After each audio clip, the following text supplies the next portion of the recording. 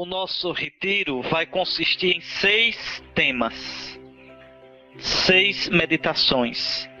Muitas delas foram inspiradas naquele livro daquele monge beneditino, o Dom Anselm Green. Eu não sigo ali tudo, mas se viu a começar pelo título de inspiração. É um retiro, como eu já disse, que vai pedir e vai exigir de vocês, para que ele tenha fruto, que vocês realmente façam silêncio para entrar em vocês. Bom, primeiro tema, conhecer-se. E aqui eu já previno, estas meditações não devem ser lidas em chave intimista ou individualista. O cristianismo não é como as filosofias do Oriente, aquela coisa, Deus está bem comigo mesmo, entrar em mim e ficar nisso. Não, de modo nenhum. Nós somos cristãos e vocês sabem, Deus não fez aliança comigo, nem fez aliança com você. Deus fez aliança com o povo. No Antigo Testamento, a aliança de Deus é com o povo de Israel. E no Novo Testamento, a aliança de Deus em Cristo é com a igreja, o novo Israel. Eu entro na aliança com Deus se entrar no povo de Deus. Vocês vejam como o cristianismo hoje é mal entendido. Porque as pessoas pensam que religião é... Não, o que importa sou eu e Jesus, meu Jesus e eu. Não existe isso, eu e Jesus, meu Jesus e eu. Existe Jesus e eu, enquanto eu sou membro do povo de Deus. Jesus veio como Messias para reunir o novo Israel. E morreu dizendo, é o cálice do meu sangue, o sangue da aliança, nova e eterna. Como no Antigo Testamento havia aliança, a primeira aliança com o povo de Israel. Aliança selada com o Cordeiro. Vocês vão ver lá no livro do Deuteronômio, também no Êxodo, Moisés mata o Cordeiro, toma o sangue e asperge o povo. Este é o sangue da aliança que o Senhor fez convosco. Muito bem. O sangue da nova aliança é o sangue do novo Cordeiro, que é Jesus Cristo. Então, nós não podíamos aqui fazer um retiro no qual é simplesmente para... como é que eu faço para encontrar-me comigo mesmo? Não. Muito bem, nós vamos fazer, mas sempre com a consciência de que nós somos membros do povo de Deus. E, portanto, o retiro deve me fazer mais igreja, mais membro desse povo. Por isso que eu quis começar com essa advertência. Estas meditações não devem ser lidas em chave intimista ou individualista. Coisa inaceitável para qualquer caminho espiritual autenticamente cristão. Nunca esqueçam isso. Por exemplo, no budismo, você não precisa se preocupar em fazer comunidade, formar comunidade, em ser missionário, nada. É só você fazer aqueles exercícios para entrar em relaxamento, em paz com você, desapegando-se do mundo material. É uma coisa sua com a divindade.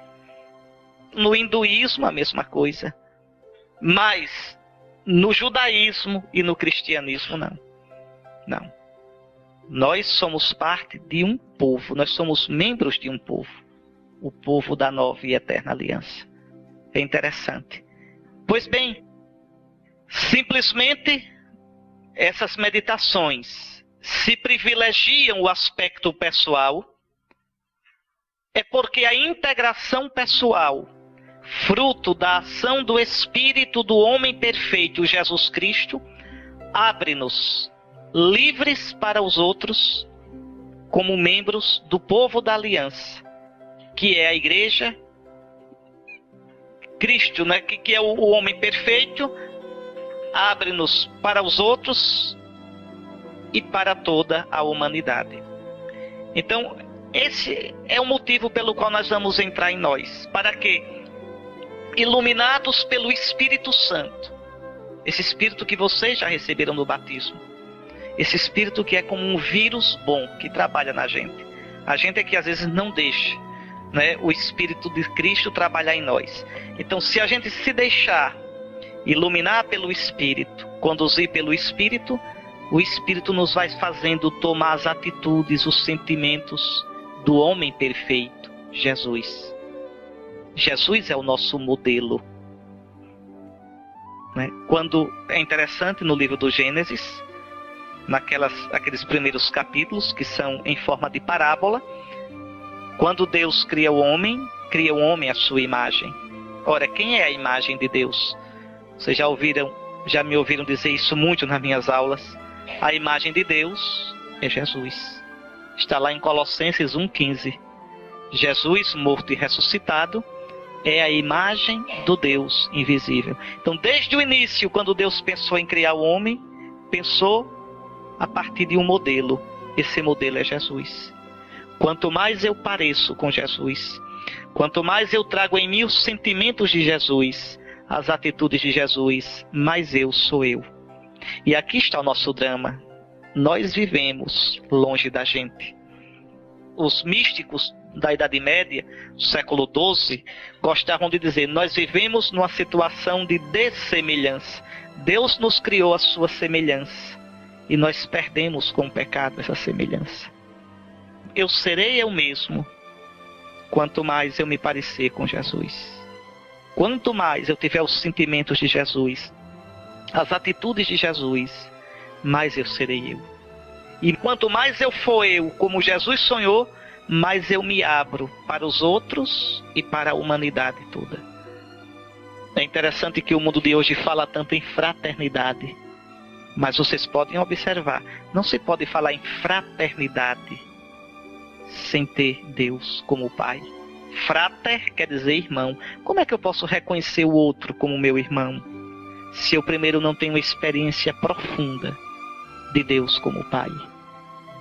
O Pai de Jesus, que se tornou meu Pai em Jesus. Sem isso, fraternidade fica uma noção teórica, açucarada somente, mas sem consistência verdadeira. Então, o que nós queremos aqui é isso, nesses dias, olhar para a gente à luz do Espírito Santo, o Espírito de Jesus, o homem perfeito, para que a gente seja livre da gente mesmo, livre de nossas deformações, e assim sermos abertos para os outros, que são membros como nós do povo da aliança, que é a igreja, mas também abertos para toda a humanidade. Tenhamos em vista que somos todos doentes. O mundo é um grande hospital. Todos nós somos doentes. Todos nós. Todos nós feridos pelo pecado. Quanto desencontro na gente. Quantos sentimentos desaprumados. Quantos desejos desencontrados. Quantas incoerências na gente. Quantos pensamentos loucos na gente.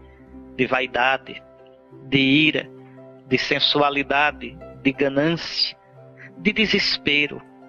Nós todos somos doentes. Vai mudando a doença em cada um. Cada um sabe onde o calo aperta. Mas somos todos feridos. Nós não somos bonzinhos. Nós somos criados bons por Deus, né? Somos imagem de Deus, mas estamos numa situação, uma imagem ferida. Uma imagem em dessemelhança com aquilo que nós devíamos ser. Então somos todos doentes, membros de uma humanidade ferida de morte pelo pecado. E disso a gente não pode sair só com as forças da gente, não. A gente precisa de um Salvador. Jesus nos salva exatamente disso, dessa alienação, dessa deformação na qual nós vivemos, na qual nos encontramos. Somente à luz do homem perfeito, que é o Cristo morto e ressuscitado, podemos chegar à semelhança com Deus, que desde o início é o nosso destino e realização. Nós, só um instantinho, só para que vocês gravem bem isso, porque é muito importante. Deus criou o homem à sua imagem.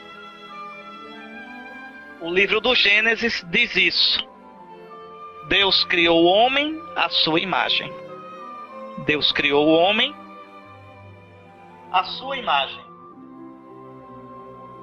Mas o que significa ser imagem de Deus?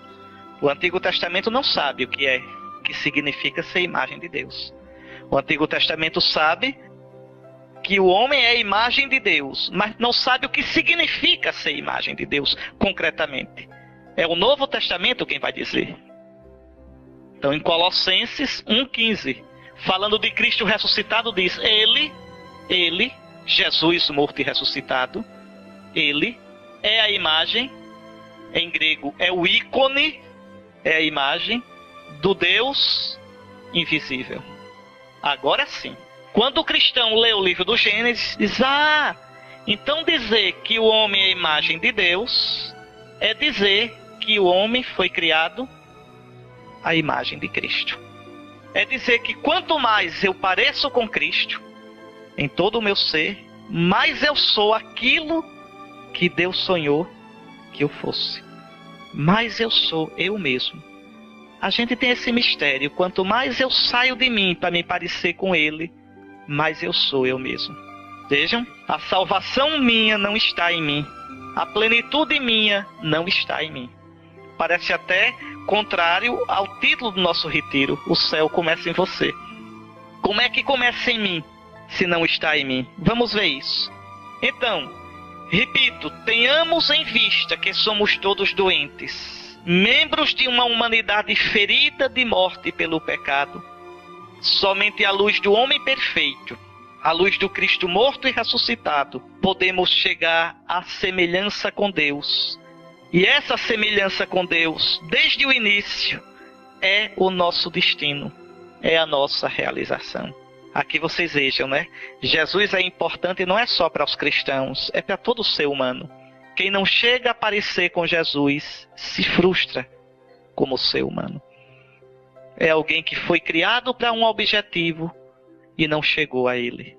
Não duvidem nunca disso. Cristo é nossa medida. Cristo é o nosso modelo.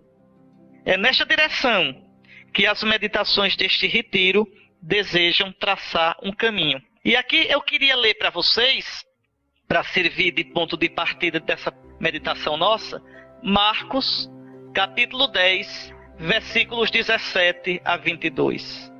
Ao retomar o seu caminho, Jesus está indo para Jerusalém, Jesus vai morrer e ressuscitar. Ao retomar o seu caminho, alguém correu e ajoelhou-se diante dele, perguntando: Bom mestre, que farei para herdar a vida eterna? Veja, o que é que essa pessoa aqui quer? Quer encontrar a vida. Que farei, mestre, para viver de verdade? Que farei, mestre, para ser feliz? Para entregar minha vida num modo, numa causa que vale a pena? Que farei, mestre, para me realizar? Que farei, bom mestre? Jesus respondeu: Por que me chamas bom? Ninguém é bom, senão só Deus. Jesus aqui chama a atenção desse homem. Você está me chamando de bom? Só Deus é bom. Jesus não disse que ele não é bom. Jesus chama a atenção para o que o rapaz está dizendo. Você está me chamando de Deus. Você está me chamando de bom. Você está colocando em mim sua esperança. Pois bem, tu conheces os mandamentos. Não mates, não cometas adultério, não roubes, não levantes falso testemunho, não defraudes ninguém, honra teu pai e tua mãe. Interessante que Jesus coloca os mandamentos da segunda tábua, os mandamentos que dizem respeito ao próximo. Repare como no cristianismo você não pode falar de amor a Deus sem abrir o coração para os outros. Tu conheces os mandamentos. Então ele replicou: Mestre, tudo isso eu tenho herdado desde a minha juventude. Fitando, Jesus o amou e disse: Uma só coisa te falta. Vai, vende o que tens, dá aos pobres, e terás um tesouro no céu. Depois vem e segue-me. Ele, porém, contristado com essa palavra, saiu pesaroso, pois era possuidor de muitos bens. Qual é o problema desse homem? Veja, esse homem quer ganhar Deus simplesmente fazendo coisas. O que eu tenho que fazer para ganhar a vida? Jesus dá os mandamentos, cumpre os mandamentos. Tudo isso eu tenho feito. Ótimo, ótimo. Tenho feito tudo isso. Mas com que coração? Deus não quer primeiro as nossas coisas. Deus quer primeiro o nosso coração. Aí Jesus convida esse moço a passar do fazer para o ser. Vai, vende o que tens. Esse vender tudo, Jesus quer dizer, deixa-te a ti mesmo.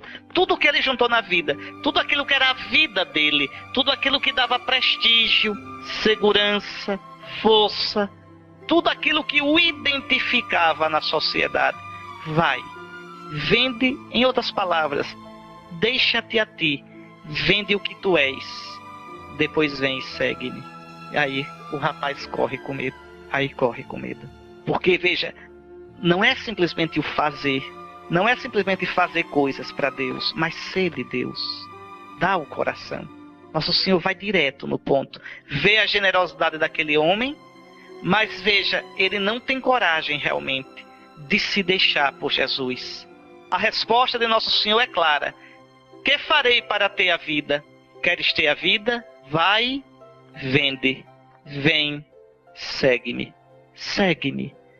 Na tua alegria e na tua tristeza, na tua abundância e na tua penúria, na tua luz e na tua treva. Segue-me, vem comigo. Resposta de Jesus, cheia de um olhar amoroso, mas exigente, cortante. Deixa-te a ti, deixa tuas coisas. Né? Aqui, meus irmãos, não é deixar simplesmente exterior, um deixar simplesmente exterior. Não, não é isso. Ainda domingo passado Jesus dizia, vendei vossos bens e dai esmola. Não é para a gente pegar e vender tudo. Isso é para quem vai abraçar a vida religiosa. É claro que não é para vocês. O que Nosso Senhor quer dizer com isso? Relativize tudo. Vendei vossos bens. Quer dizer, relativizai tudo. Colocai-me em primeiro lugar. Não é fácil não, nem pense que é, porque não é. Quantas coisas a gente coloca no lugar de Deus, coloca acima de Deus. Quantas coisas nos apegam. Jesus diz, onde está o vosso tesouro, aí está o vosso coração. Então vendei vossos bens, dai esmola, dai esmolas. Então vendei vossos bens, relativizai tudo. Colocai-vos a serviço dos outros. Abri vosso coração, deixai que outros participem da vossa vida, dos vossos bens, da vossa inteligência, da vossa saúde. Não vivais presos em vós mesmos, dizendo a vida é minha, eu faço o que eu quero. Então o Senhor nos convida a isso. E para que mudar? E para que eu sair de mim? Vai, vende tudo o que és. Para quê? Na carta de São Paulo aos Efésios está dito. Vale a pena vocês lerem. Capítulo 4, versículos 20 a 24. Para que nos renovemos pela transformação espiritual de nossa mente, para nos revestirmos do homem novo, criado segundo Deus, na justiça e santidade da verdade. Nós, meus irmãos, isso não é brincadeira. Nós, como estamos agora, somos doentes. Todos nós. Todos nós. E as doenças nossas aparecem dos modos mais... Os antigos tinham verdadeiros tratados sobre as doenças espirituais. O Padre Paulo Ricardo tem um livro, A Terapia, a Cura das Doenças Espirituais. Vale a pena ler, aprofundar isso. É o olhar que cura, não é isso? Pronto. Que é a terapia das doenças espirituais, segundo a tradição cristã. O cristianismo catalogou 7 doenças principais. Dessas 7 vem as outras todas, que a gente chama de vícios, ou pecados, ou demônios. Os demônios capitais, os pecados capitais, ou os vícios capitais. O melhor nome é vício, ou demônio, né? Porque não é um ato, não é uma doença, é uma atitude, é uma situação. Soberba, avareza, luxúria, ira, gula, preguiça, inveja. Né? Então, nós somos doentes, todos nós. Ora, Cristo veio para nos libertar disso, nos libertar desta deformidade. Olha como São Paulo diz, o primeiro homem tirado da terra é terrestre, o segundo homem vem do céu. Qual foi o homem terrestre? Tais são também os terrestres. Qual foi o homem celeste? Tais serão os celestes. De que é que São Paulo está falando? São Paulo está fazendo uma comparação muito bonita. O primeiro Adão, lembre do que diz a Escritura, é tirado da terra, é terrestre. Não é o homem pleno, não é o Adão pleno, não é o homem perfeito. Nós somos ainda imagem, infelizmente, desse Adão. É preciso a gente deixar o primeiro Adão, o Adão terra a terra, o Adão simplesmente no nível da nossa razão, e nos tornar a imagem do segundo Adão. O segundo Adão vem do céu, é celeste. É Jesus ressuscitado. É Jesus cheio do Espírito Santo. É Jesus transfigurado. É este Jesus o nosso modelo. É este Jesus o objetivo, o fim da nossa vida. Olha aqui. Assim como trouxemos a imagem do homem terrestre, assim também traremos a imagem do homem celeste. Então, eu serei eu mesmo quando eu deixar de ser eu na minha medida para ser eu na medida de Cristo. É a viagem mais difícil da vida. A viagem mais difícil. É mais distante do que a viagem para Marte, para a Lua, tá certo? Veja, o homem é interessante, tem a coragem, tem a inteligência para mandar sonda para tão longe, mas tem medo de entrar no seu próprio coração. É a viagem mais difícil. Sair de mim do meu jeito para chegar a mim mesmo do jeito de Jesus. Sair de mim a minha imagem, eu deformado, para chegar a mim mesmo, transformado em Jesus Cristo. Deixa-te a ti mesmo, vai, vende tudo o que és, deixa-te e segue-me. Há, pois, uma necessidade de deixar, de migrar, de partir do velho para o novo, seguindo Jesus, para ser conformado a Jesus no Espírito Santo. E aqui não é só, minha gente, um esforço da gente. Não, não se preocupe não. O Espírito de Cristo que a gente recebeu no batismo trabalha em nós. A questão é que a gente não deixa o Espírito trabalhar. A gente sufoca o Espírito. Sufoca com nossa pouca atenção. Sufoca com nosso pouco zelo. Sufoca não cooperando com a graça, seguindo nossas paixões. Mas, de verdade, o Espírito trabalha em nós. E sem este trabalho interior nosso, ninguém cresce na vida cristã. Ninguém desabrocha humanamente. E aqui está uma das maiores crises do cristianismo, da igreja, atualmente. Interessante que Bento XVI é muito claro nisso. A crise da igreja, hoje, a igreja está em crise. É uma crise que começa dentro da igreja. Dentro da igreja. O esfriamento na santidade. O esfriamento na busca de uma vida de santidade, de docilidade ao Espírito de Cristo que nos transfigura. Isso exige que eu lute contra meus vícios, lute contra meu pecado, sabendo que Deus luta por mim na força do seu Espírito. A gente querer ser santo simplesmente cantando, amém, aleluia, batendo palma, aquele negócio todinho, isso não... É como o voo de galinha, assim, voa e cai novamente. Não. A santidade verdadeira requer um exercício interior. Perseverante. Gradual. Gradual. Requer que eu me conheça. Que eu saiba quais são os meus vícios, meus demônios principais e os combata.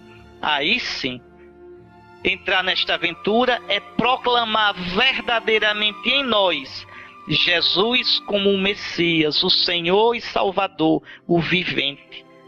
Dizer, Senhor, Tu és o Senhor da minha vida, minhas escolhas, meu modo de viver.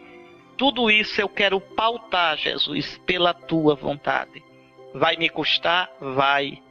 Mas eu Te amo. Eu não quero viver do meu modo. Eu quero viver do Teu modo. Isso é difícil para o Papa, para o Bispo, para o Padre, para o Leigo, para todo mundo. É uma luta a vida todinha. Todinha, a cada dia. E em cada fase da vida, essa luta aparece com um rosto diferente. Então a gente vive em êxodo, a gente vive migrando. Migrando de onde para onde? Migrando de mim do meu jeito, para mim do jeito de Jesus. Migrando de mim alienado de mim, para chegar a me encontrar em Jesus. É como aquela música, Eu Caçador de Mim. Pronto. Não é? A gente vive se procurando, porque a gente vive alienado da gente.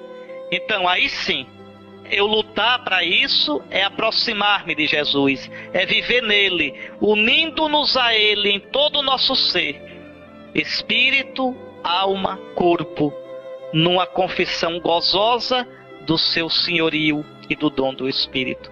É interessante como hoje existe toda uma corrente, às vezes no cristianismo, sobretudo nessas seitas, que não tem nada disso, é simplesmente aproveitar-se de Deus. É uma coisa vergonhosa. Nem religião é aquilo ali é pura deformação. Eu aproveitar-me de Deus. Quando o verdadeiro sentimento religioso é eu servir o Senhor, é eu me deixar para me encontrar nele, é eu buscar a vontade dele. Pois bem, para isso é necessário a coragem de olhar o próprio coração. Aqui é que é danado. A gente quer encontrar Deus. O que eu faço, Senhor? O que eu faço para te encontrar? O que eu faço, Senhor, para que o Deus que eu amo, o Deus que eu adoro, não seja um Deus da minha cabeça, mas seja o Deus verdadeiro? O que eu faço, Senhor, para que a minha amizade contigo seja verdadeira? Uma das coisas que mais me escandaliza na vida, e me escandaliza mesmo, é ver pessoas que passam a vida todinha rezando, a vida todinha tendo uma vida espiritual, mas às vezes se engancham em coisas tão miúdas e são incapazes de superar infidelidades tão miúdas que a gente fica impressionado. Meu Deus, essa pessoa reza todo dia, essa pessoa comunga todo dia, mas, por exemplo, não consegue deixar de falar mal da vida alheia, não consegue deixar de criticar, não consegue deixar de ser azedo. Veja, o Senhor nos convida de verdade a sair dessa situação. E só tem um jeito, meus irmãos, de sair disso. É olhar para a gente. É ter a coragem de me olhar. Olhar o próprio coração. Olha aqui. Que é necessário fazer para ser salvo? Perguntou um monge. Eu vou citar nesse retiro, viu? Muitas vezes os ditos dos monges do deserto. Os monges que viveram no século III, IV, V nos desertos do Egito, na Sétia, na Célia, no deserto da Palestina, no deserto da Síria, desenvolveram uma verdadeira sabedoria espiritual. Às vezes com uns ditozinhos bem breves, bem rústicos, mas cheios de sabedoria. Então veja, um monge pergunta: o que é necessário fazer para ser salvo? E o ancião, o monge mais experiente, respondeu: tenha um coração e será salvo. O que é isso? O que é o coração? O coração é o homem nas suas raízes mais profundas. O coração é o núcleo da personalidade, ali onde eu digo eu, onde eu posso dizer sim, e onde eu olho Deus e digo tu. O coração é aquele lugar onde o homem ferido, desarticulado, dividido, pode enfim habitar consigo, reconhecer-se, reconhecer o Senhor, reconhecer os irmãos e orar de verdade.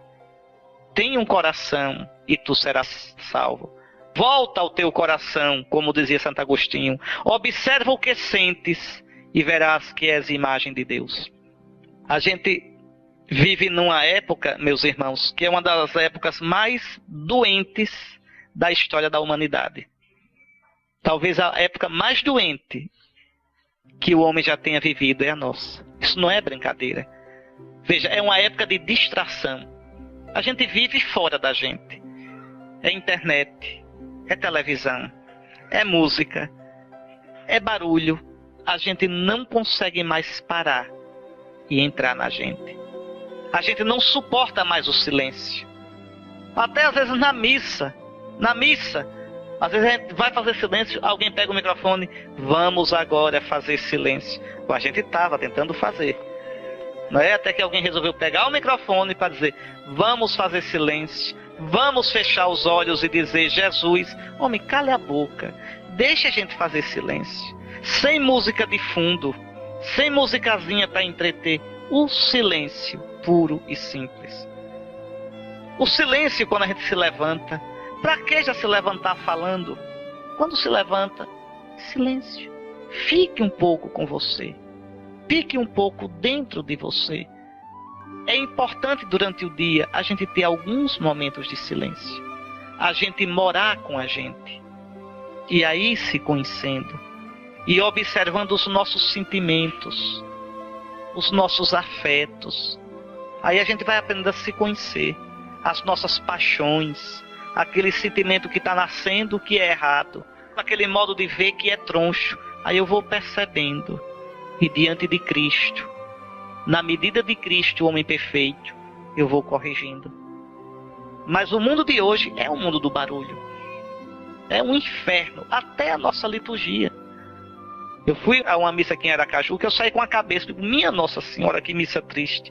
Eu não consegui entender uma palavra do que cantavam, porque o barulho nessas caixas de som era um barulho tão grande, com um som tão alto. Eu digo, isso é um inferno, isso não é uma liturgia.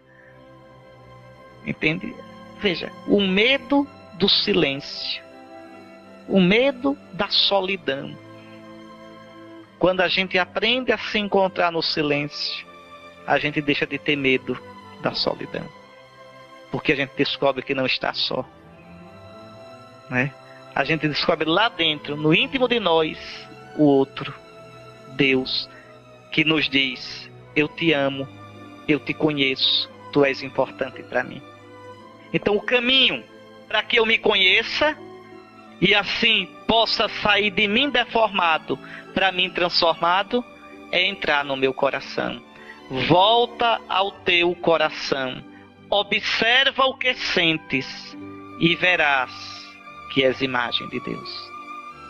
Quando a gente entra na gente, a gente vê nossas contradições, nosso pecado, nossas doidices, mas para além de tudo a gente vê que é a imagem de Deus, que é amado por Deus.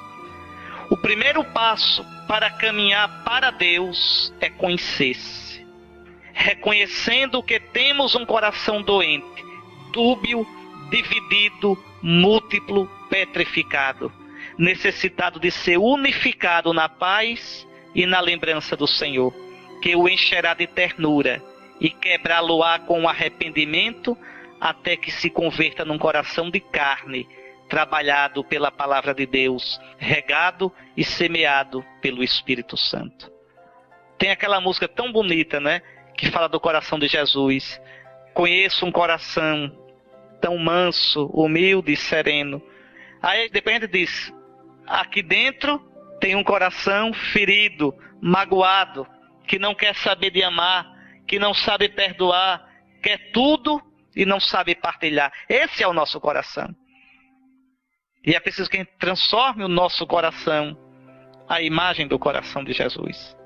E é esse caminho que eu quero fazer com vocês aqui, é nessas meditações, e mostrando como fazer isso. Como fazer isso? Pois bem, é necessário rezar como o salmista. Ensina-me teus caminhos, Senhor, e caminharei segundo a tua verdade. Unifica meu coração para temer o teu nome. Unificar, porque meu coração é quebrado. Meu coração quer isso e ao mesmo tempo aquilo. Quer tudo para mim. Então unifica, Senhor, meu coração. Eu te agradeço de todo o coração, Senhor meu Deus. Vou dar glória ao teu nome para sempre, com todo o meu coração. Só um coração unificado no caminho do Senhor pode temê-lo, quer dizer, amá-lo de verdade, fazendo da vida um louvor de glória para o Senhor. Então brotarão também a paz e o refrigério, inclusive na vida comum, na vida com os irmãos. E aí a gente, agora transformado no homem novo, poderá levar aos irmãos essa paz. E aqui quando eu falo irmãos, no caso de vocês, eu penso nas famílias de vocês, no trabalho de vocês, na relação com o esposo, com a esposa, com os filhos. Quantas vezes nossas relações são tensas, nervosas, superficiais? Quantas máscaras a gente usa?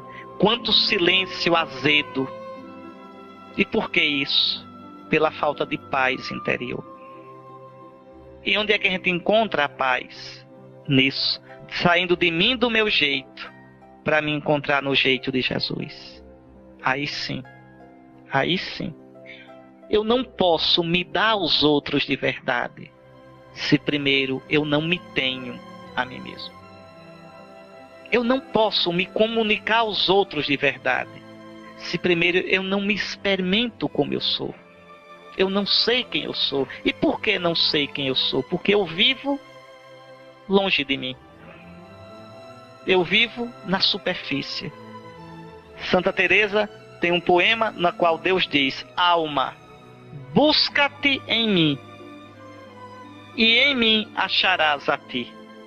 Pronto. Quando eu entro em mim para encontrar Deus, ali eu me encontro. E ali encontro a paz. E posso dar a paz aos outros. Aí sim. Olhar o próprio coração é olhar-se. É olhar de frente nossas paixões. A gente morre de medo de se olhar. Morre de medo. Mas é preciso. Se queres conhecer a Deus, aprende primeiro a conhecer a ti mesmo. Sem o autoconhecimento, corremos o risco de nossas ideias sobre Deus e sobre nós, nossa missão, nossa vida, serem meras projeções. Quando a gente diz assim, meu Deus, eu te amo, que Deus é o Deus que eu amo? O Deus verdadeiro ou um Deus criação minha? Ou um Deus bonequinho feito sob medida para mim? Pergunte no nosso Brasil, quantos creem em Deus? Quase todos. Mas que Deus? Um Deus que não exige nada de mim. Um Deus que diz amém para tudo que eu quero. Esse Deus não existe.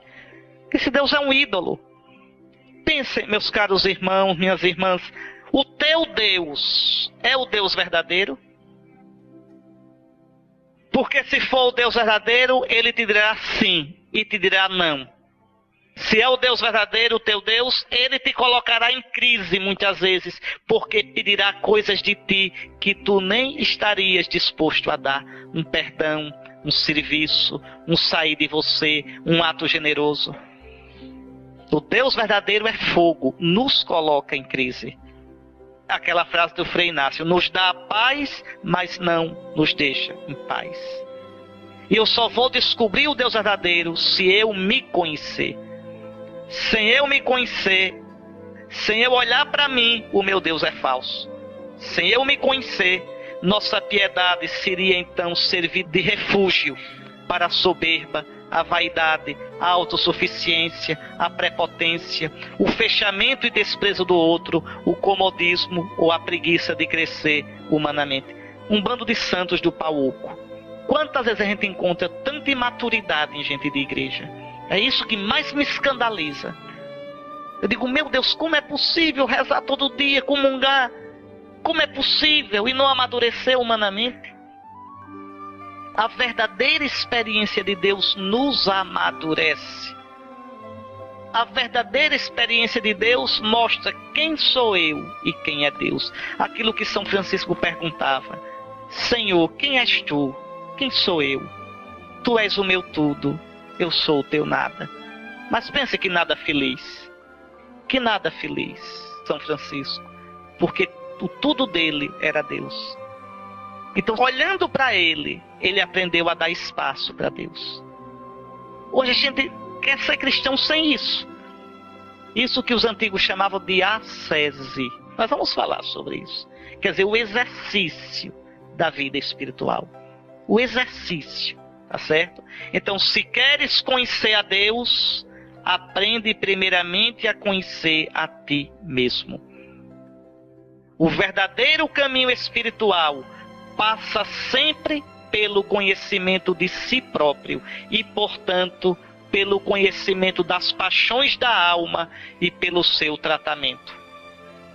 É este o caminho para Deus e, portanto, o caminho para a verdadeira humanização. Que aqui entendam, quanto mais eu parecer com Cristo, quanto mais eu for como Deus sonhou que eu fosse, mais eu serei humano.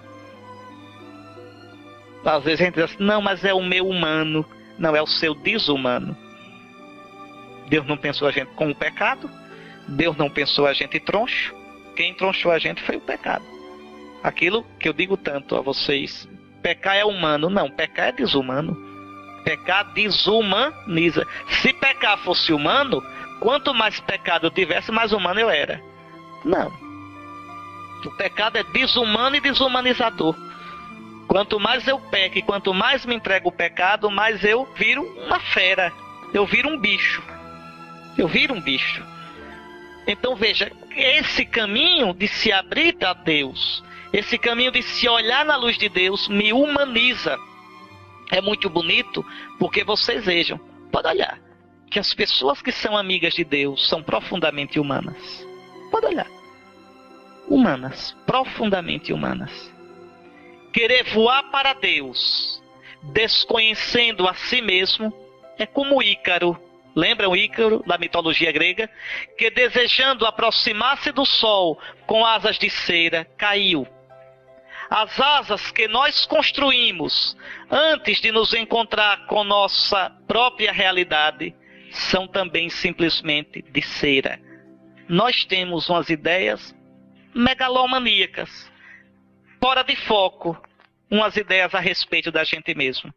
A vida com Deus não pode ser escapatória para os problemas que deveríamos resolver. A verdadeira piedade deve ser trazida para o chão do cotidiano e penetrar nosso dia a dia e nosso trabalho. Os antigos monges, quando noviço, rapazinho chegava no deserto para ser monge, aí procurava um monge mais velho e andava assim, porque esses monges antigos eles não viviam em mosteiro, não existia mosteiro. Só para vocês entenderem um pouquinho, você sabe que até o século IV os cristãos foram perseguidos pelo Império Romano. Ontem mesmo nós celebramos São Lourenço, que morreu no século III, na perseguição do imperador Valeriano. Quando, em 313, Constantino deu liberdade aos cristãos, muitos cristãos não se conformaram com aquela vida que foi começando a ficar relaxada. E aí eles deixavam tudo e iam para o deserto. E encheram, era mais de 5 mil, 10 mil homens e mulheres nos desertos da Sétia, da Célia, da Síria, da Palestina. Viviam lá. Eram homens e mulheres em geral rudes. Existiam alguns mais, mas a maioria era rude. Mas uma vida de busca de Deus. O que é que esses monges faziam? Porque eu vou falar muito neles, porque a sabedoria deles era muito grande, sabedoria espiritual. O que é que eles faziam? Eles passavam o dia ou fazendo esteira, ou fazendo cesto, balaio, para vender. E por que faziam ocupando as mãos?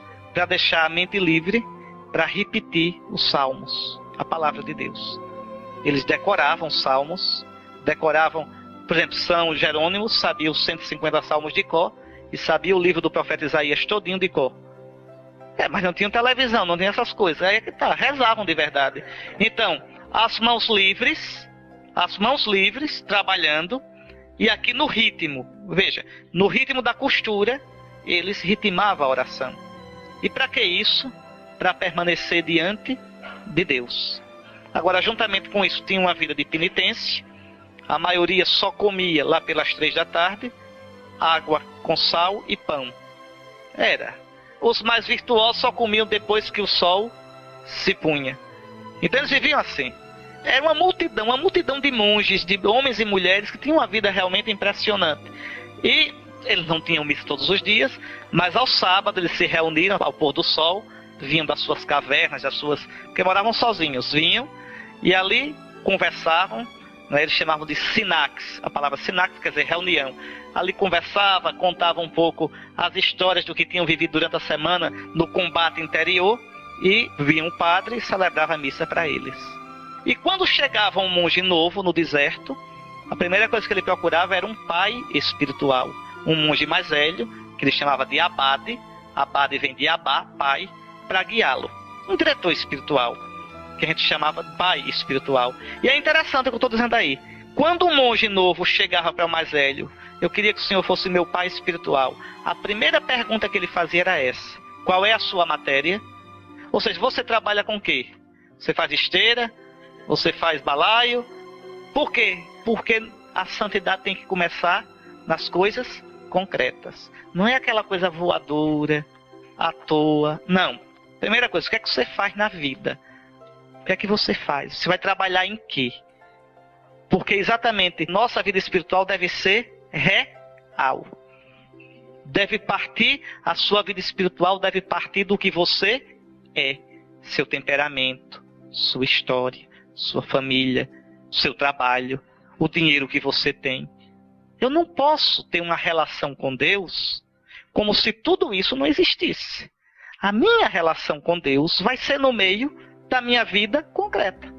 Eu como bispo, vocês como leigos, casados ou solteiros, no seu trabalho ou aposentado, do jeito que for. É ali que Nosso Senhor vem ao meu encontro. E é dali que eu tenho que voar para Deus.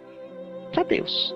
Então, uma espiritualidade baseada na minha realidade. Não uma coisa de anjo lá em cima, imaginando como deveria ser, mas desencarnada da minha realidade. Por isso que eu digo aqui, veja, o monge perguntava logo, qual é a tua matéria? É descendo para a nossa condição terrena que entramos verdadeiramente em contato com o céu. Pois à medida que temos coragem de descer até as nossas próprias paixões, elas nos elevam a Deus. Atenção para isso. Enquanto eu não assumir meus pedaços ruins, enquanto eu não tiver consciência deles, enquanto eu não tiver coragem de assumir minhas feridas, minhas incoerências, minhas desarrumações e colocá-las diante de Deus, a minha relação com Deus é falsa, é mentirosa, é mascarada. Minha espiritualidade não vale uma moeda. Não vale. Não vale. Tá certo? É como espiritualidade de noviço. Quando chega no convento, é aquela coisa, parece que já está no céu. Mas a gente já sabe, a gente da mais velha olha e ri assim, vê o seminarista, né?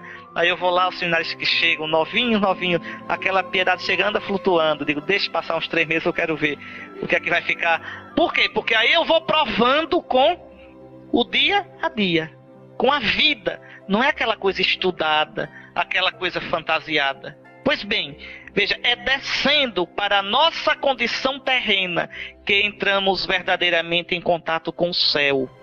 Pois à medida que temos coragem de descer até as nossas próprias paixões, olha que coisa interessante, minhas paixões, quando eu as assumo, me levam a Deus.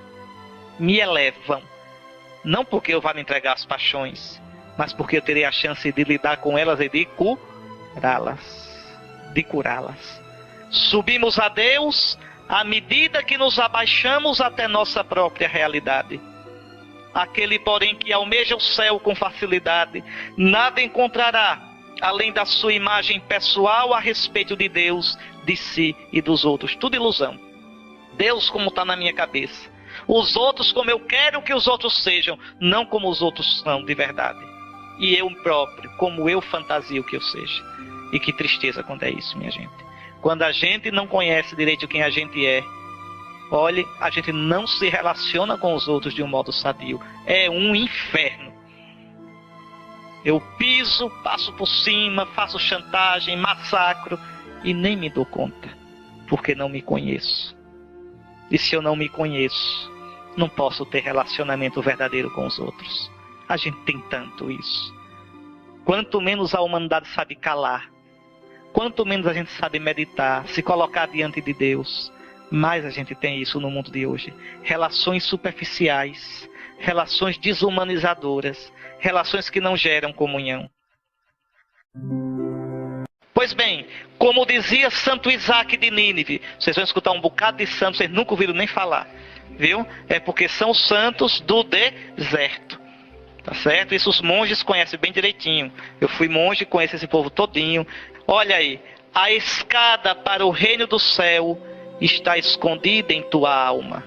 Mergulha para dentro dos pecados que estão em ti mesmo, e assim encontrarás ali uma escada pela qual poderás subir. Que coisa impressionante. Eu subi pelo meu pecado. Isso mesmo, reconhecendo, olhando para Jesus, dizendo, Senhor, eu sou pecador, cura-me. Senhor, eu confio em Ti. Eu não tenho medo de Te mostrar minha ferida. Eu não tenho vergonha de Te mostrar minha dessemelhança, minha deformidade. Aí sim, o primeiro processo, até do ponto de vista psicológico, o primeiro processo para a cura psíquica é eu reconhecer que tem um problema. Se eu não reconheço, como é que eu vou me curar? Quantas vezes a nossa espiritualidade é falsa?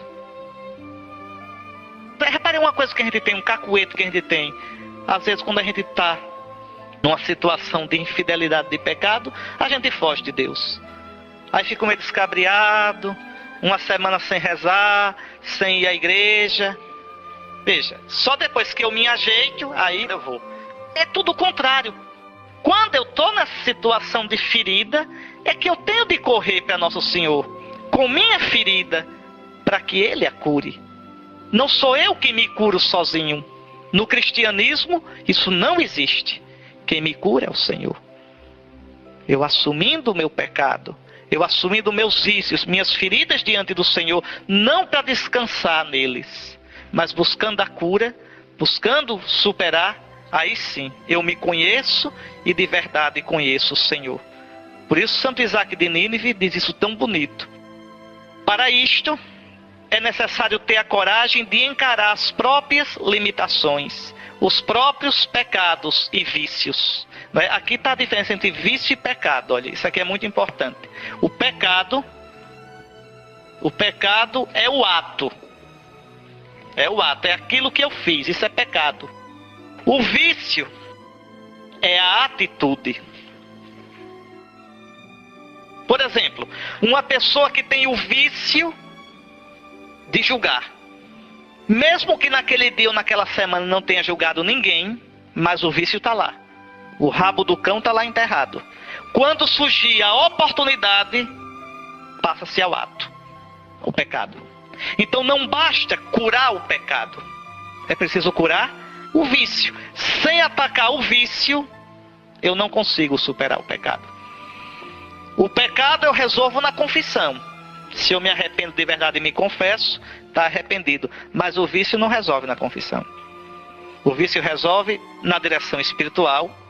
Eu vou me abrindo com o pai espiritual ou com a mãe espiritual. Pode ser um padre, pode ser uma religiosa, pode ser um leigo que tem o discernimento das coisas de Deus. Veja, eu vou me abrindo com o pai espiritual que vai me ajudando e o exercício espiritual. Eu estudar o meu demônio. O vício a gente chama também de demônio, viu? Os monges gostavam de chamar de demônio também. Meu demônio. Por exemplo, alguém que tenha o pavio curto, a ira, o demônio da ira. Então, aprender a olhar, dizer, meu Deus, eu tenho isso. Por que eu sou assim? Por que é que eu me irrito fácil? E começar a estudar o seu demônio. Como é que a ira começa em mim? Como é que ela se manifesta? E começar a fazer os exercícios para evitar, para ir combatendo, para ir matando esse demônio. Até enfraquecendo e matá-lo. Mas se eu não faço isso, eu vou alimentando, cevando o bicho. E o demônio gera outros. A ira vai gerar outros demônios. A soberba, a prepotência e outros mais. A gente às vezes olha muito isso aqui, o pecado, mas se descuida dos vícios. E o vício eu só venço com exercício, com acesso. Aquele lá é vaidoso, então tem que lutar com isso, lutar, admitir, eu tenho isso, mas por quê? E ver o ridículo que é a vaidade. Agora não é a pessoa se acusar, porque eu não presto, não, é com calma. É como se você pegasse o seu coração, olha, isso é muito importante, e olhasse, dizer, eu tenho isso, como é que eu faço para vencer isso? E ir lutando. Interessante, pode olhar, a gente quando olha os outros, a gente diz, não, você tem isso não é o fim do mundo não, mas quando é com a gente se afoga totalmente. Não, é ter a mesma calma. Agora lutar. E para quê? Para sair de mim deformado e chegar a mim conformado a Jesus. Eu acabo já, viu? São 2 palestras por dia, mas são compridinhas, viu? Tenham paciência, tá certo? Umas são um pouquinho mais curtas, mas outras são... Vamos lá. Então vejam. Para isso é necessário ter coragem de encarar as próprias limitações, os próprios pecados e vícios. Aí aqui sim, somente o humilde, que está preparado para abraçar seu humus. A palavra humilde vem de humus, a terra. O humilde é o que sabe que veio da terra e que é pó. Pois bem, só o humilde que está preparado para abraçar seu humus, sua humanidade, sua terrenidade, sua sombra, experimentará o Deus verdadeiro. Por exemplo, hoje, como é difícil hoje a gente falar de Cristo e que Cristo é o Salvador, porque em geral as pessoas não sentem mais que precisam de um Salvador. Sentem não. Para que Salvador?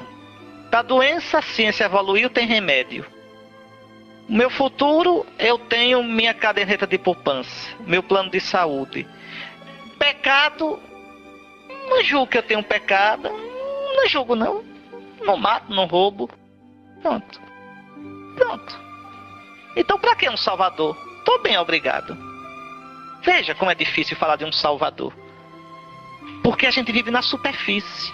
Pode olhar, quanto mais vocês entrarem em vocês, mais vocês verão que são feridos, que têm pecado.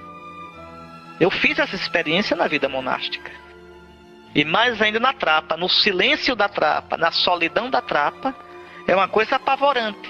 Porque a gente vai descobrindo que a gente não só tem pecado, a gente é pecado. Ou seja, os nossos sentimentos, as nossas atitudes. É muita porcaria que tem dentro, entende? Muitos joguinhos. A gente é desarrumado. O mundo de hoje não percebe isso, não é porque melhorou. É que está tão cego. Vive na superfície de tal modo. Não se mede por Deus, mas cada um se mede por si. Pronto. Então não vejo pecado nenhum. Não tem pecado nenhum. Ou seja, uma consciência morta. Uma consciência entorpecida, uma consciência cauterizada, uma consciência grosseira, inumana. Mas quando a gente se olha realmente na luz de Deus, a gente vê sim que a gente é ferido, que a gente tem pecado, a gente vai ao nosso humus. E isso é a humildade. A humildade é a nossa própria verdade. A humildade é a verdade. Humildade não é eu fingir que não tenho valor. Não, eu tenho valor. E tenho muito pedaço ruim. Pronto. E assumir meus pedaços ruins. E procurar lutar. Isso é a humildade. Santa Teresa diz isso muito bonito. A humildade é a verdade. Então, a humildade é o caminho para Deus. A característica mais manifesta de que alguém se transformou segundo a medida de Deus. De verdade. Quando alguém tem uma vida realmente com Deus, é humilde. Nem ascese, nem vigílias, ou qualquer outra ação penosa proporciona a salvação, mas somente a humildade sincera. Olha aí, uma mulher, a abadesa Teodora. A humildade é o teste para uma vida a partir do Espírito de Deus, mas ela também é o fundamento sobre o qual o cristão constrói sua vida. Não construir a minha vida em cima dos meus sonhos megalomaníacos. Estava lendo uma vez Dom Columba Marmion. Ele hoje é beato, bem-aventurado Columba Marmion. Aí entrou no mosteiro, aí fez um plano como noviço. No primeira semana eu consigo a virtude do silêncio. Na segunda semana a virtude da humildade. Na terceira semana a castidade. Aí vai. Vê tudo a partir dos sonhos megalomaníacos dele. Aí Deus quebra tudinho, desarruma tudinho, para depois, aí sim, quando Deus quebra as nossas estátuas falsas que a gente tem da gente, aí agora sim, sobre o bagulho, nossos ídolos, diz, agora eu vou construir, não você como você quer, mas você como eu quero. Não você a sua imagem e semelhança, mas você a minha imagem e semelhança, que é Jesus morto, ferido e ressuscitado. Esse sim. Então é a partir do nosso humus, da nossa verdade. Sem humildade, o cristão está continuamente no perigo de colocar Deus a seu serviço. De modo que a humildade é condição prévia para que o discípulo de Cristo deixe Deus ser Deus e reconheça Deus como aquele que o ultrapassa. Eu não sei tudo de Deus. Eu não entendo, Senhor, por que sou assim. Eu não entendo os teus caminhos, mas eu me jogo em ti. Eu me abandono a ti. Eu confio em ti. Eu me deixo conduzir por ti. Isso, crer é isso. E quando a gente se abandona de verdade a Deus, não precisa fugir dele. Não precisa se mascarar. Não precisa. Aí a gente é livre de verdade.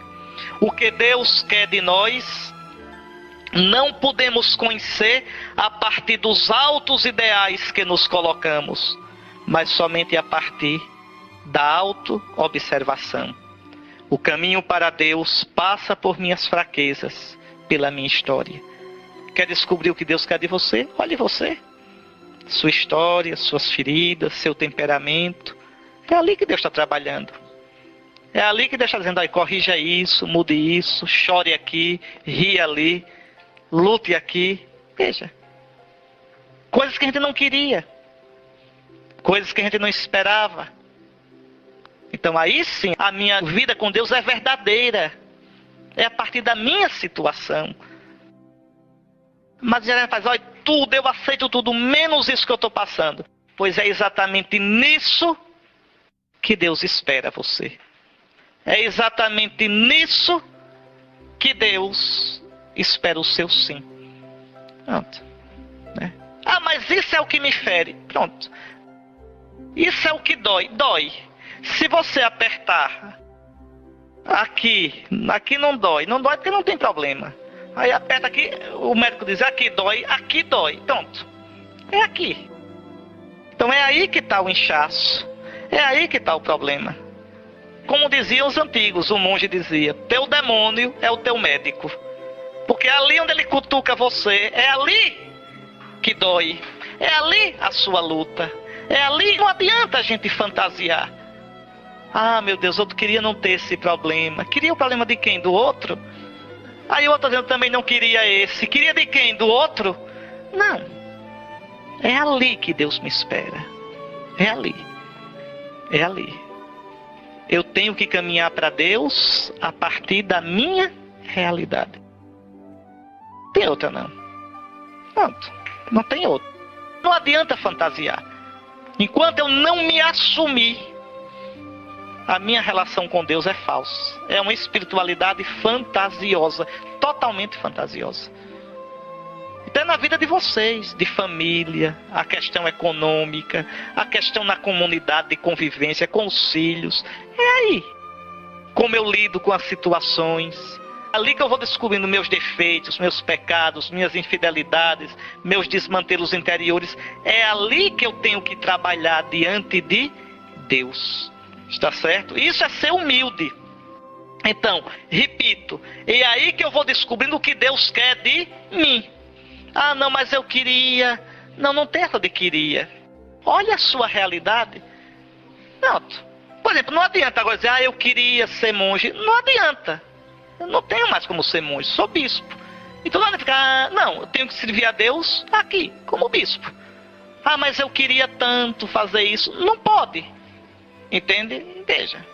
Então a verdadeira relação com Deus puxa a gente para a realidade. Qual é a tua matéria? Eu sou pai de família. Pois é aí, cabra velho, que você vai ser santo. Qual é a tua? Ah, eu estou num trabalho que eu não suporto. É aí. Não tem outro lugar. Tá certo? É aí, nessa relação difícil de família. É aí, com essa cruz que você não queria. É aí que o Senhor te chama. É aí que o Senhor te espera. É aí que o Senhor espera o teu sim. A partir dessa situação, e não da tua ilusão, uma situação ideal. Não.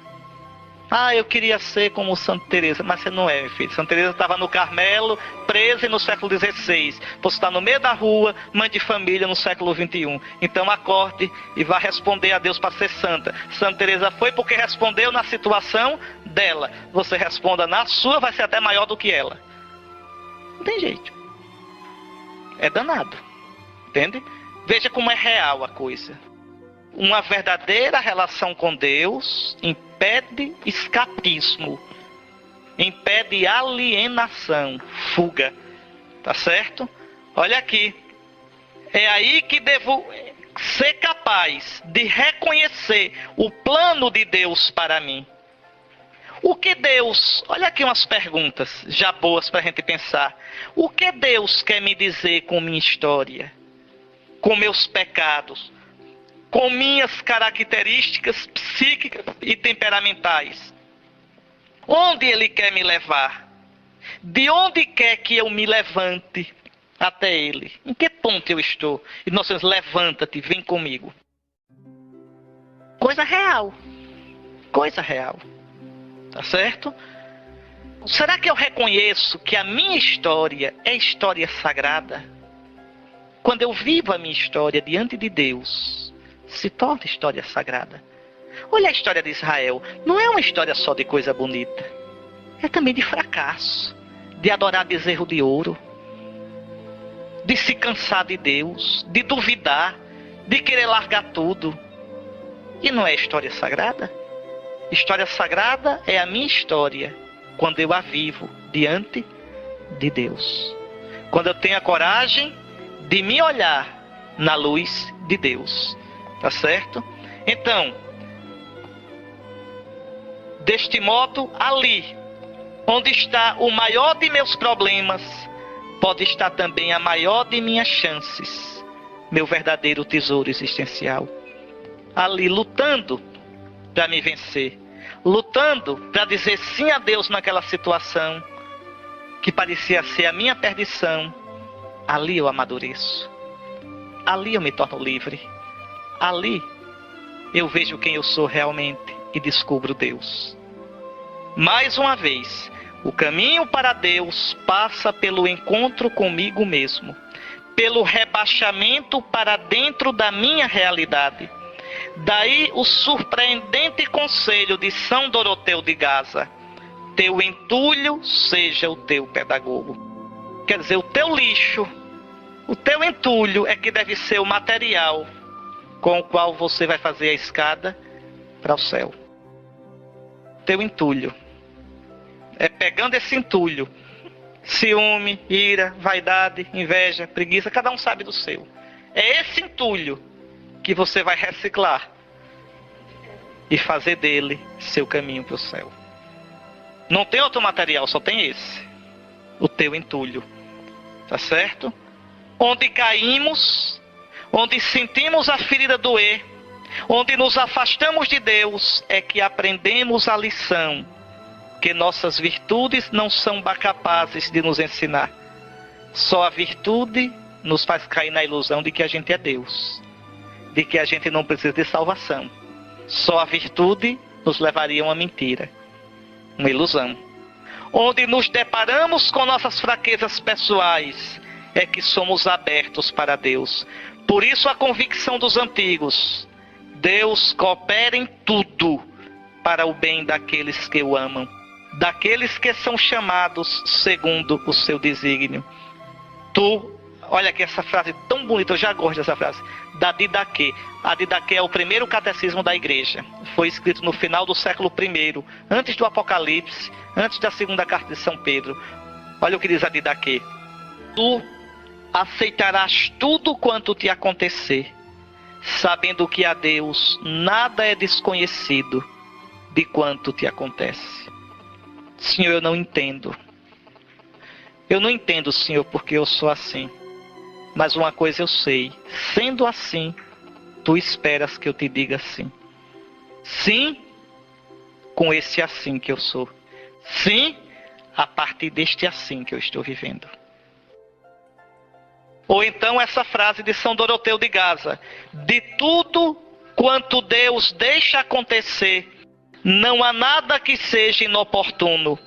Ao contrário, tudo é totalmente conveniente e oportuno.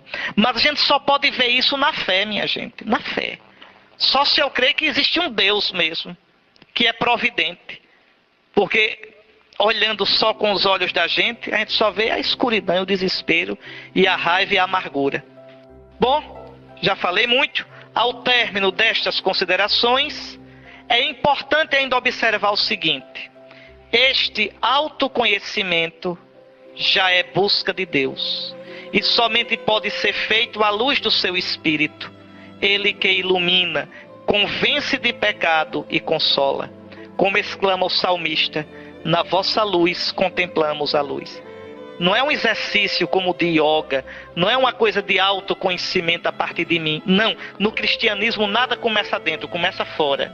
Veja, eu olho para mim a partir de Cristo. Ele é minha medida, Ele é o meu modelo. Não olho para mim a partir de mim. Eu não sou a medida de mim. A medida de mim é Cristo. Quem diz quem eu devo ser é Cristo. Tá certo? E é na força do Espírito de Cristo, que já está em mim desde o batismo, e que é Espírito de força desde a crisma, que eu vou me deixando guiar por Ele e vou lutando para tirar os empecilhos que tem no meu coração, que possam impedir a sua ação. Na vossa luz, Senhor, é que podemos contemplar a luz. Pois bem, o Espírito nos ilumina com a luz do Cristo. Cristo, o homem perfeito, único parâmetro, única medida real da humanidade. O Concílio Vaticano II diz, e é verdade mesmo, na realidade, só no mistério do Verbo encarnado se esclarece verdadeiramente o mistério do homem. Adão, o primeiro homem, era figura daquele futuro, isto é, do Cristo Senhor. A medida do homem é Cristo. A gente, como a gente está agora, não é ainda o homem perfeito. Eu tenho que ir me tornando na medida em que vou parecendo com Cristo. Assim, o autoconhecimento do caminho cristão não pode ser um dobrar-se sobre si mesmo, mas um caminhar para Cristo, fascinado por Ele e para Ele tendendo em todas as dimensões da vida, corpo, alma, emoção, paixão, inteligência. Não há, pois, um estágio de puro autoconhecimento. Eu primeiro me conhecer, estudar a mim mesmo, para depois procurar a Deus, para depois rezar, nada disso. As coisas acontecem ao mesmo tempo. Diante de Deus, eu vou vendo quem eu sou. Então eu vou me autoconhecendo na luz de Deus. Oração e esse trabalho de ascese, mística e ascese, buscando a Deus. Bom, pensem nisso e eu deixei aqui umas sugestões para a oração. Lê, é curtinho, Deuteronômio capítulo 8. Deus que leva o seu povo para o deserto. E Deus diz assim, né? Moisés diz, o Senhor levou-te para o deserto para saber o que tinha no coração. Deus sabe o que a gente tem no coração. A gente é que não sabe. Deus leva Israel para o deserto para ali provar Israel e aparecer o que Israel tem no coração. A gente só sabe o que tem no coração na hora da prova. Aí eu sei o tamanho da minha fé, o tamanho da minha confiança, o tamanho do meu abandono. Então, ler Deuteronômio contemplativamente e recordar a vida. E diante de Deus fazer esta pergunta: quem sou eu? Atenção para não responder com o que eu gostaria de ser, mas com o que eu sou. Quem sou eu? Olhando nas minhas atitudes, olhando como é que eu acho no dia a dia. Quem sou eu? Mas não é para olhar se julgando não, viu? Não precisa se julgar não, se angustiar. Não, simplesmente quem sou eu? E entregar a Nosso Senhor. Quando for aparecendo as coisas feias, vá colocando na mão do Nosso Senhor. Ajude-me a tratar isso. Eu coloco nas tuas mãos. Então, descobri, por exemplo, eu sou invejoso. Senhor, eu coloco nas tuas mãos essa ferida. Senhor, cura-me disso. Não precisa se angustiar, nem se acusar, nem se mascarar. Muito bem, terminamos aqui.